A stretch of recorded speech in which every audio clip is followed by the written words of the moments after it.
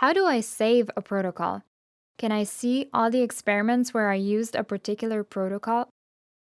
If you choose to create a protocol in a task and you wish to save it as a template, you can do so by either clicking on this information symbol and then Save to Repository, or by opening Protocol Options and selecting Save to Repository.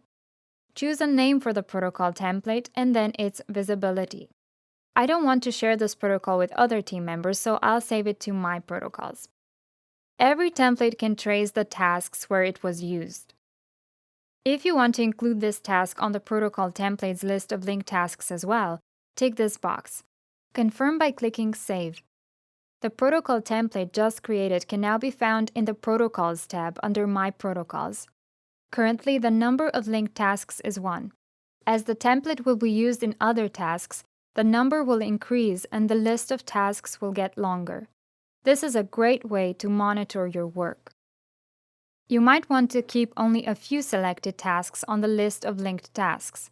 If this is the case, unlink a particular task by navigating to it, and then after clicking on the information symbol, choose Unlink Template. Confirm by clicking Unlink. Sometimes we upload a protocol template to a task and then modify that protocol further to fit the experiment needs. In this case, we can choose to create a new protocol template from this protocol version by clicking Save to Repository. If we'd like to revert the modified protocol back to its initial protocol template, we can choose to Revert Protocol. Lastly, you might want to export a protocol to your computer. Click on Protocol Options and then Export Protocol.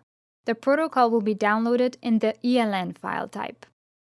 To export a protocol template, navigate to the Protocols tab, then choose a protocol template, one or more, from the list and click Export. You can then share these protocols with other Cynote users that are not part of your organization. To learn even more about Cynote, check the links in the description below.